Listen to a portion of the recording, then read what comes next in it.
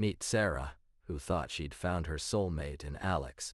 Little did she know, behind closed doors, his family was cooking up a secret scheme to control their marriage. As I'm about to reveal, it's a shocking story of manipulation and deception that will leave you questioning everything. Sarah and Alex were the epitome of a happy couple. They met in college, fell deeply in love, and got married after a whirlwind romance. Their friends and family couldn't get enough of their affectionate public displays of affection, holding hands, stealing kisses, and gazing into each other's eyes. They made us all believe that they were the perfect match. I mean, who wouldn't want to be part of their love story? It was as if they had a fairy tale unfolding right before our very eyes. But what we didn't know was that beneath the surface, their relationship was being manipulated by those closest to them, their in-laws. Sarah's mother-in-law, Debbie, and father-in-law, John, took an instant liking to Sarah. They welcomed her into their family with open arms, or so it seemed. They'd invite us over for dinner, and at first glance, everything appeared picture-perfect. But as we spent more time around them, subtle hints of control started to seep in. They'd drop comments about Alex's career, hinting that Sarah wasn't meeting their expectations. They'd suggest activities they thought would strengthen the couple's bond. But ultimately, it was all a facade. At first glance, Sarah's in-laws seemed like the perfect couple. They were warm, inviting, and always eager to help out around the house. They'd drop by unannounced with a fresh baked cake or two, just because. Tom's mom would often offer to watch the kids on short notice, giving Sarah a much-needed break. She even helped with household chores, making sure everything was spotless for her son and daughter-in-law. But what started out as genuine kindness soon turned into subtle manipulation. They'd accidentally schedule family gatherings during Tom's business trips, or make comments about how Sarah should be more involved in the kids' schoolwork. At first it all seemed harmless, even endearing. But little did Sarah know, this was just the beginning of a carefully crafted scheme to control their son's marriage. At first, they seemed like harmless requests. "Can you help Mom with grocery shopping this weekend?" Or "Dad needs your help fixing the fence." But as time went on, these requests became more frequent and controlling. They'd ask to meet for dinner every Sunday, then suddenly it was Tuesday, then Thursday. And before long they were showing up unannounced at our home, claiming they just wanted to drop off a gift or help with something. What started as small gestures of kindness turned into constant meddling in our lives. They'd criticize the way I cooked meals for my husband, saying, "You're not making his favorite dish, or he's a big boy now, he can cook for himself." They'd question our spending habits, implying we were being reckless and irresponsible. And whenever we tried to set boundaries, they'd guilt-trip us with phrases like, "We're only trying to help," or, "You know your parents love you." We felt like we were walking on eggshells around them, never knowing what would trigger an argument or a lecture. But looking back, I realized that these subtle manipulations were just the beginning of their grand scheme to control our marriage. As I look back on those early years of marriage, I realized that the guilt trip was a masterclass in emotional manipulation. My mother-in-law would call me every week, making sure to time her calls when my husband was at work or busy with something else. She'd start off innocently enough, asking about our plans for the weekend or how the house was coming along. But then she'd pivot to her favorite topic, how we weren't spending enough quality time together. It started innocently enough. My mother-in-law would drop by for Sunday dinner, offering her 2 cents on everything from decorating the house to planning our vacations. But as time went on, I began to notice a subtle shift in their behavior. They'd start pulling Alex away for private conversations, often when Sarah was busy with work or running errands. At first, it seemed harmless, just a concerned parent wanting to talk to her son about his life. But then I started catching snippets of their conversations. They'd be discussing our financial situation, our spending habits, and even our decision to have children. It was as if they had a secret agenda, one that didn't involve me or my relationship with Alex. Their advice and opinions slowly began to erode Sarah's trust in her husband. Me. She started to feel like she was being replaced by her mother-in-law, who seemed to know better than her how to run our lives. And Alex, caught in the middle, struggled to balance his loyalty to his parents with his commitment to us as a couple. As the months went by, Sarah began to feel suffocated by the constant requests for money and favors from her in-laws. They'd ask for loans, not just once or twice, but every month. It was like they had no concept of personal space or boundaries. "Just this one time, we'll pay you back soon," they'd say, always making excuses, never following through. My friend felt like she was drowning in their debt, wondering if she'd ever be able to breathe again. Sarah's world was already shattered by the weight of her husband's secrets. But what she didn't know would shatter everything again. She thought she knew his family, or at least, that's what they wanted her to think. But behind closed doors, his parents were hiding a secret so big it could change the course of their marriage forever. They had a second son, one they never mentioned, and he was living with them in a separate house on their property. Sarah discovered emails and documents revealing their hidden life, a life that included a secret family member who her husband had been supporting financially without telling her. As she dug deeper, the shocking truth came to light. His parents had been manipulating him from the start, using guilt and shame to control every decision he made. They even went so far as to convince him to buy their son a car, a house, and a business, all of which were secretly owned by them. Sarah felt like she'd been punched in the gut, her heart racing with anger and betrayal. How could they do this to her, to their family? She couldn't believe the extent of their manipulation, and it made her wonder, what else had they lied about? As Sarah stood in the living room, her heart racing with anger and hurt, she finally confronted her husband about his parents' manipulation. "How could you let them get away with this?" she demanded, her voice shaking. John's eyes darted around the room, avoiding eye contact, before muttering something about being caught between loyalty to his family and his love for Sarah. But Sarah wasn't buying it. She felt like she'd been punched in the gut, her entire world turned upside down. The more he spoke, the angrier she became, until finally, she just stopped listening. "I need some space," she said, storming out of the room, leaving John to pick up the pieces. It was a turning point for their marriage, but one that left Sarah wondering, had it been too late to repair the damage? The tension between them was palpable, and for the first time in years, Sarah felt like she might actually be okay with walking away from this toxic relationship. As Sarah continued to navigate the suffocating grip of her in-laws' control, she couldn't shake off the fear that had been gnawing at her for months, the fear of divorce. Every argument with her husband felt like a battle for independence, not just for their relationship, but for her own identity. The constant meddling, the criticism, the veiled threats, it all took its toll on Sarah's self-worth. She began to wonder if she was cut out for this marriage after all. What would I do without them? She'd ask herself, feeling trapped and helpless.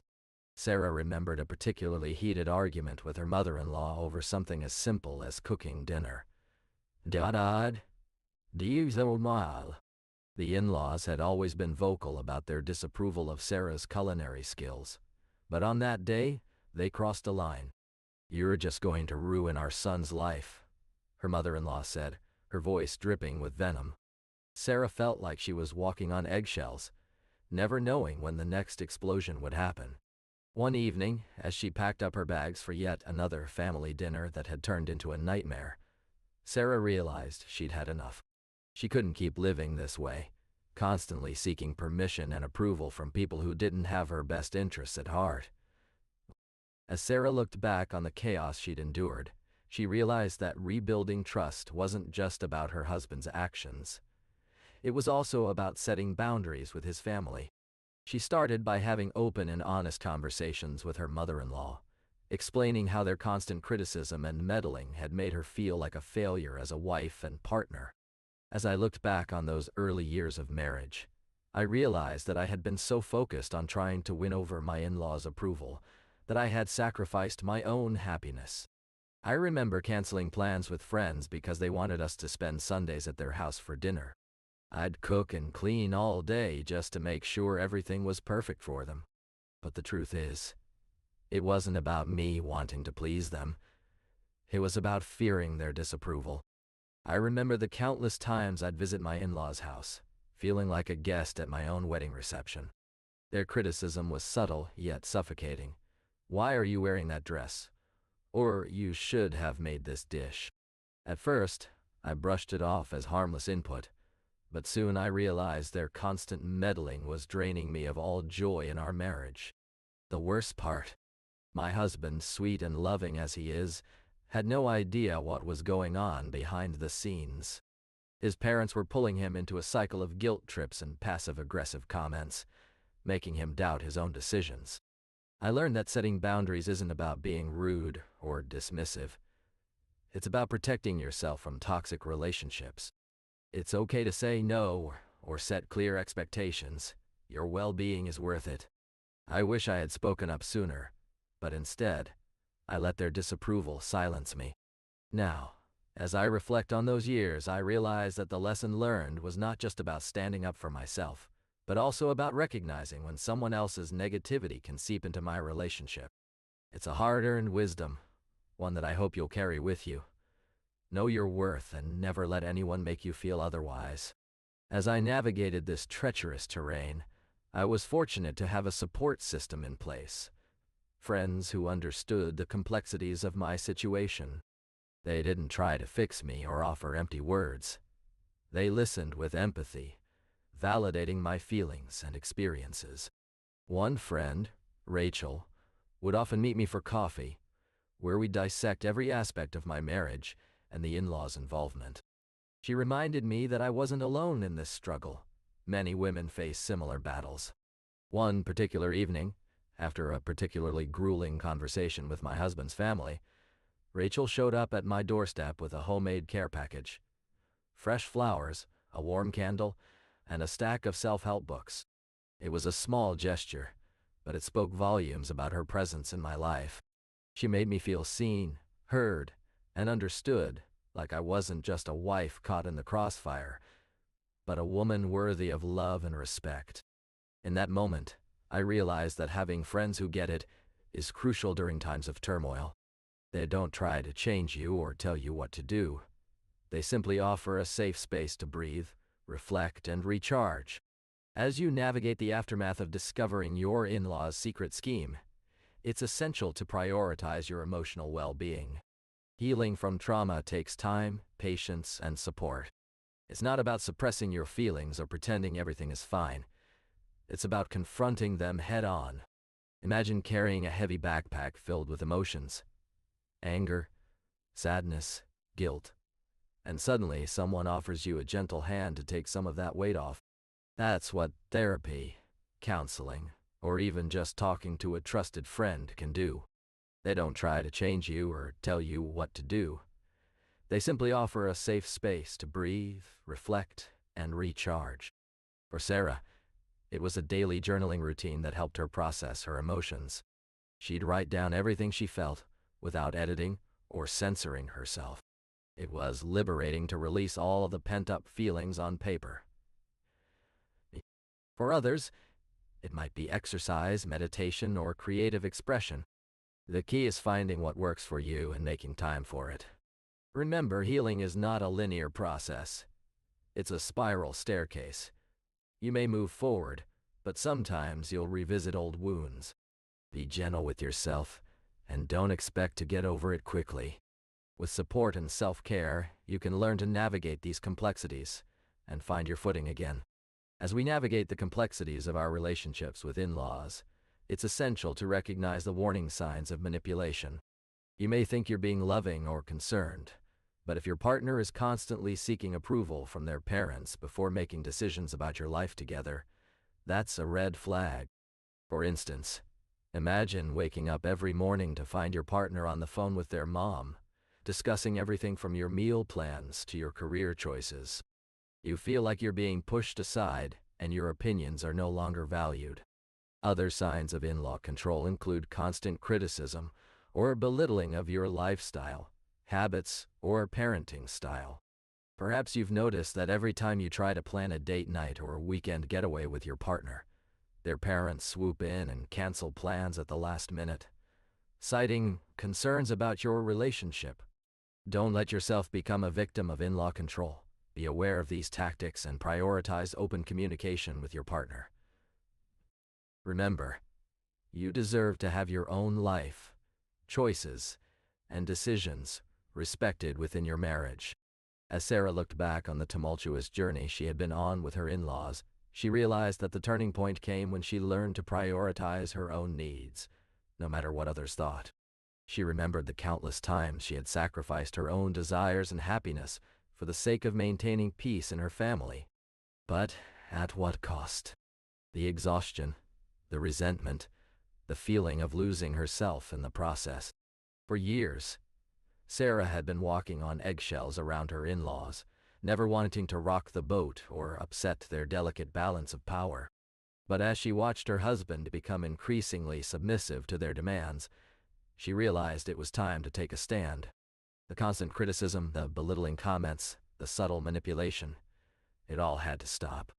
Sarah remembered the day her mother-in-law had shown up uninvited at their home, criticizing every detail of the meal and decor. She felt humiliated, like an inferior guest in her own home. But something inside Sarah snapped. "I'm tired of being treated like a guest," she said firmly, looking her mother-in-law straight in the eye. "This is my home, too." The room fell silent. For a moment it seemed like time stood still. Then, her husband spoke up, his voice barely above a whisper. "You're right. I'm sorry." It was a tiny crack in the armor of their toxic family dynamic, but it was enough to give Sarah hope. As Sarah began to rebuild her relationship with her in-laws, she realized that having the right support system was crucial. It wasn't just about talking through their issues or attending family therapy sessions. It was about creating a safe space where they could be themselves without fear of judgment or criticism. With the help of her own sister and closest friends, Sarah started to break free from the toxic grip of her in-laws' control. She recalls one particularly draining visit to her in-laws' house, where she felt like she was walking on eggshells just to avoid triggering another argument. But this time, something shifted inside of her. She remembered a phrase her sister had once told her: "You can't pour from an empty cup." Sarah realized that she couldn't keep trying to please everyone else if she wasn't taking care of herself first. With renewed determination, Sarah started prioritizing self-care and setting healthy boundaries with her in-laws. It was a small step towards independence, but it gave her the courage to keep pushing forward. As I continued to navigate this toxic dynamic with my in-laws, I realized that their guilt trips were designed to keep me in a state of constant anxiety. They'd call or text at all hours, making me feel guilty for not being available to cater to their every whim. "Why aren't you cooking dinner?" they'd ask, implying that I was failing as a wife and daughter-in-law. But the truth is, these guilt trips were never about my well-being. It was always about controlling my son's marriage. I remember one particularly painful conversation with my mother-in-law, where she accused me of being selfish for not wanting to host family gatherings at our home. She claimed that by doing so, I was pushing her away and causing tension in the relationship. But what she didn't understand is that these constant demands were suffocating me. I knew I had to set boundaries. So I started small, politely declining their invitations and explaining that we needed some alone time. It wasn't easy, but it was a necessary step towards independence. As I reflect on my journey with my in-laws' secret scheme to control our marriage, I realize that their actions were a symptom of a deeper issue, a desire for power and control. They wanted to dictate every aspect of our lives, from the way we decorated our home to who we spent time with. But what they didn't understand was that by trying to control us, they were suffocating us. I learned that setting boundaries is essential in any relationship, whether it's with family or friends. It's not about being confrontational or aggressive. It's about being clear and direct about your needs and expectations. By establishing those boundaries, we can prevent others from manipulating and controlling us. It's never too late to take back control of your life and relationships. Whether you're in the midst of a toxic situation or just starting to realize that something isn't right, know that you have the power to change it. It starts with small steps, taking time for yourself, having honest conversations, and making decisions that align with your values. Remember, authenticity is key to building healthy relationships.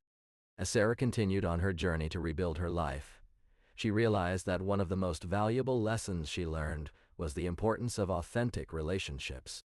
She had finally broken free from the toxic grasp of her in-laws' secret scheme, but it took a toll on her mental and emotional well-being. The constant pressure to conform to their expectations, the guilt trips, the manipulation, it all weighed heavily on her. Sarah remembered the countless times she tried to please them, to fit into their mold, only to feel suffocated by the expectations. But then she met Rachel and Emily, two women who accepted her for who she was, without condition. They didn't try to change her or make her fit into their world. And in return, Sarah felt seen, heard, and loved. For the first time in a long while, Sarah felt like she could breathe. She realized that true relationships are built on mutual respect, trust, and open communication. The fake smiles, the forced laughter, it was all just a facade. But with her new friends by her side, Sarah knew she could face anything life threw her way. As Sarah stood in their newly renovated home, surrounded by the memories they'd made together, she couldn't help but wonder what the future held for her marriage to Alex. They'd been working tirelessly to rebuild trust, to create a new foundation for their relationship. It wasn't easy. There were still moments of tension and frustration, but they were facing them head-on. Together, with the support of therapy sessions, counseling, and open communication, Sarah and Alex had started to peel back the layers of hurt and anger that had built up over the years. They'd discovered hidden strengths in each other, a resilience they never knew existed. It was as if they'd been given a second chance, a fresh start. Sarah's eyes would often wander to the photo album on their coffee table, pictures of them on vacation, laughing together, and loving moments from their early days. She remembered Alex's words, "We can't erase what happened, but we can choose how we move forward." For now, that was enough. The future was uncertain, but with every step they took together, Sarah felt a glimmer of hope. Maybe, just maybe, they could heal together. As we reflect on Sarah's journey, one thing becomes clear. The in-laws' secret scheme to control her marriage was a masterclass in manipulation. They played on her insecurities, fueled by their own desires for control and influence over their son's life. But Sarah's story serves as a powerful reminder that no matter how loving or well-intentioned they may seem, some family members can be toxic forces in our lives. We've seen it time and again.